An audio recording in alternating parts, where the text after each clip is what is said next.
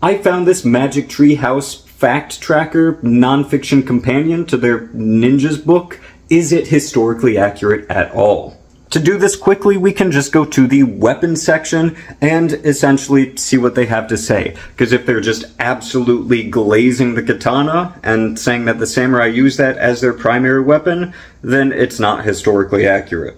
Weapons. It says samurai were experts on fighting on horseback. Right off the bat, that's pretty good. They were really focused on mounted combat, especially early on. To do this well, they needed different kinds of weapons. Early samurai mainly used bows and arrows. That's also true. I mean, they used tons of other weapons, but they were really good mounted archers. So far, surprisingly accurate. It talks about how they shoot on horseback and were really well trained with that, so it's still good. We've got a section on their spears. All right. And now on to swords. One of the things that it says is samurai were the only people allowed to wear the daisho, the katana and wakizashi, both of those swords. It phrases it as only people allowed to have these swords, but however, Japanese civilians did carry swords for self-defense, at least during some periods of history. So while they couldn't carry the same two as a samurai in the pair, they could usually carry just one, usually a wakizashi, because cheaper, pretty convenient. The soul of the sword. Historically, the Japanese did think that swords had souls. However, that's not from some romanticizing how epic their blade is. They practiced Japan still does practice Shinto, which believes that everything has a soul. In a nutshell.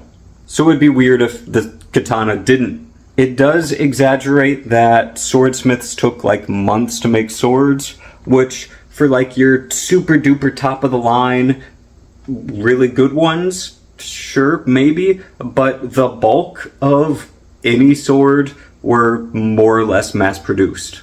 The modern concept of the katana is more or less based on the uchi katana, which was a relatively cheap version of that blade. They say thousands of layers instead of folded 1,000 times, so that's good.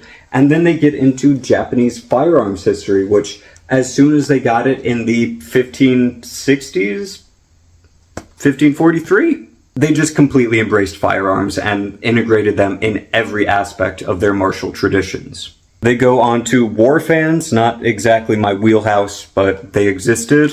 Then armor and battles. Something weird here is, let me just read this. Armor and Battles, book on the samurai. Medieval knights in Europe wore very heavy armor. They couldn't run and could hardly walk. Their helmets alone might have weighed over 40 pounds. That's not true.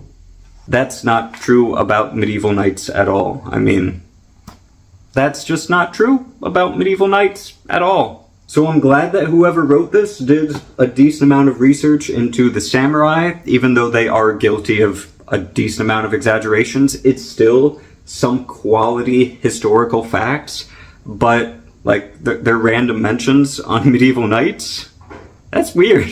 The weapon stuff is the main thing that I'm discussing, but I really like when they're talking about ninjas here. They're saying the art of being sneaky, and it says, can you find the ninja here? And it's just a bunch of regular people, which really highlights that they weren't just always dressed in black like in the movies. They dressed like regular people. You can't find the ninja here because it could be literally anybody. So this book does have some inaccuracies, but it's not bad as some more scholarly texts that I've read. You could definitely learn facts from this.